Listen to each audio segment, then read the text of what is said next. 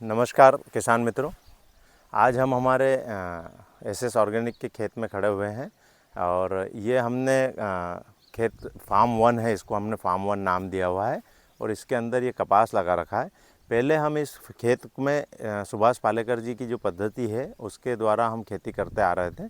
इसमें लगभग 3 सालों से हमने वो खेती करी थी, लेकिन जैसा कि हमारे गुरुजी श्री ताराचंद बेलजी सर बताते हैं कि पालेकर जी पद्धति की में जो एक मिस्टेक हो गई है कि बेसन का घोल डाल देते हैं। तो बेसन का जब घोल डालते हैं तो उससे बदबू की इकोलॉजी बनती, नेगेटिव इकोलॉजी बनती है और फंगस और इस तरीके की नेगेटिव इकोलॉजी के कीट जो है वो डेवलप होते हैं।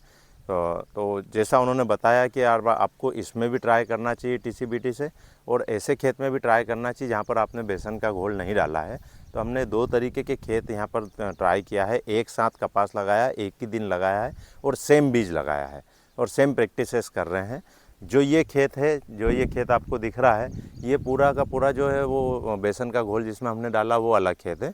तो इसका कपास जो है पहले ग्रोथ ही नहीं ले रहा था, बहुत छोटा छोटा कपास था, क्योंकि सुभाष पालेकर पद्धति भी जब हम करते थे तो उसमें कपास की सारी हाइट छोटी रहती थी और प्रोडक्शन भी कम निकलता था। तो इसमें भी छोटा छोटा था। तो फिर गुरुजी से जब हमने पूछा बेलजी सर से, तो उन्होंने बताया कि नैनो एनर्जी दीजिए, नैनो एनपीके दीजिए और एक कौन सा दिया था किशोर हमने? हमने ये पीला दिख रहा था तो नैनो नत्रजन, तो नैनो नत्रजन भी दिया था। तो ये 3 प्रोडक्ट इसके अंदर हमने एक्स्ट्रा दिए हैं।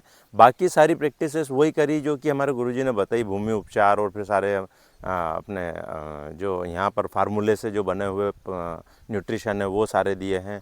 तो वो सारी प्रैक्टिसेस जो कि हमने उस रासायनिक वाले खेत में भी करी है जिसमें कपास लगाया है फार्म 3 के अंदर, और इसमें भी करी है।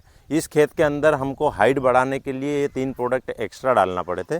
तो हम जैसे तैसे इसकी हाइट तो बढ़ा करके ले आए, लेकिन अभी इसके अंदर आप देख पा रहे होंगे कि ये पूरे जो पौधे हैं वो थोड़े पीले पीले हैं और सब पत्ते भी इनके लाल हो रहे हैं और थोड़े से कुमलाए, जो खिले खिले से पत्ते कम हैं। तो खिले खिले से पत्ते कम है तो गुरुजी से जब पूछा तो उन्होंने यही बोला कि यार इसके अंदर अभी फंगस है और जो नेगेटिव इकोलॉजी है तो उसको धीरे धीरे ख़त्म होने में टाइम लगेगा, लगभग 2 साल लग जाएगा। तो ये हम आपको बता रहे हैं। अभी हम आपको इसी वीडियो में वो खेत भी दिखाएंगे जिसमें हमने रासायनिक पद्धति से कपास पैदा करा। रासायनिक खेत था वो हमारा पहले, और उसके अंदर टीसीबीटी पद्धति से कपास हमने उगाया है। तो इसके बाद वो भी दिखाएंगे और इसके दिखाने के पीछे लॉजिक ये है या पर्पज़ ये है, मेरा कहीं से कहीं तक सुभाष पालेकर जी को बुरा बोलना पर्पज़ नहीं है, क्योंकि मैं उनकी इज्जत करता हूँ। हमने उनसे काफ़ी कुछ सीखा भी है और वो किसान समाज के लिए बहुत अच्छा काम भी कर रहे हैं। लेकिन देखिए, गलती जो होती है वो इंसान से ही होती है और जो करता है उसी से गलती होती है। तो हो सकता है उनसे थोड़ी बहुत गलती ये हुई है कि उन्होंने जो बेसन का घोल डलवाया है वो कहीं ना कहीं नेगेटिव इम्पैक्ट डाल रहा है और वो हमको देखने को मिला भी है। तो 3 सालों में हमने जो मनचाहे परिणाम हमको नहीं मिल पा रहे थे, उसके पीछे एक लॉजिक ये भी हो सकता है कि वो हमने बेसन का घोल डाला है और वो बदबूदार घोल यहाँ पर डाला है खेत के अंदर।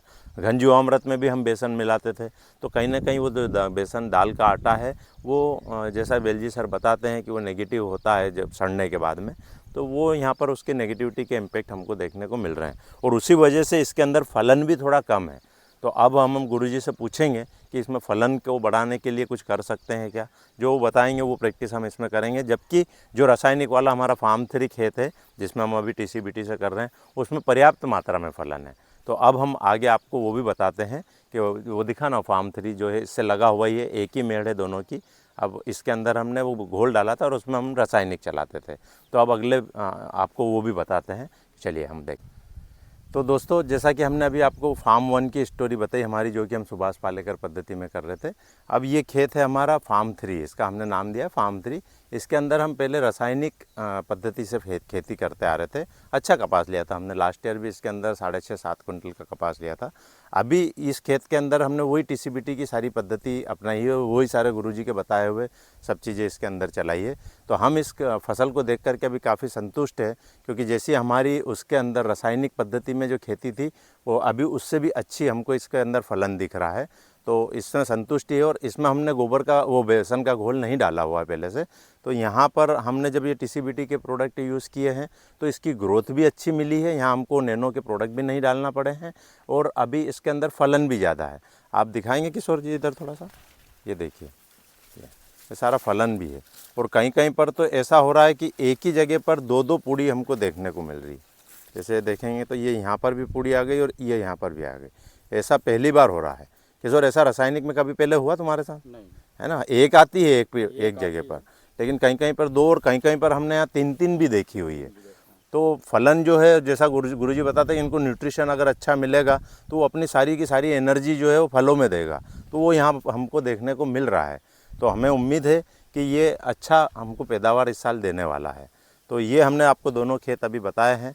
तो हम तो यही कहेंगे कि अभी तक की जो हमारी प्रैक्टिसेस है उसके अंदर ताराचंद बेलजी सर की जो टेक्निक है वो ज़्यादा अच्छे से परफॉर्म कर रही है ना। पालेकर जी की पद्धति के अंदर हमको थोड़े से रिजल्ट कम मिले, क्योंकि वहाँ हमने 3 साल तक करा, उसके बावजूद भी ऐसे रिजल्ट नहीं मिले। और यहाँ अभी हमको 6 महीने में ही ऐसे रिजल्ट, और इवन कपास के अंदर तो हमको भी 3 या 4 महीने ही हुए। जून से हमने इसमें चालू करा था, जून जुलाई अगस्त और सितंबर, ये चौथा महीना चल रहा है। तो 3 से 4 महीने के अंदर ही हमको इतने अच्छे परिणाम देखने को मिल रहे हैं। तो किसान भाइयों, निर्णय आपका है ना, और आप भी जहर मुक्त खेती को छोड़ करके और इसी तरह से जैविक खेती की तरफ आगे बढ़ें, हमारी यही आपसे विनती है और आप सबको भी शुभकामना है। और थैंक यू गुरुजी, thank you Tarachand Belji sir, और थैंक यू गौ माता। जय हो।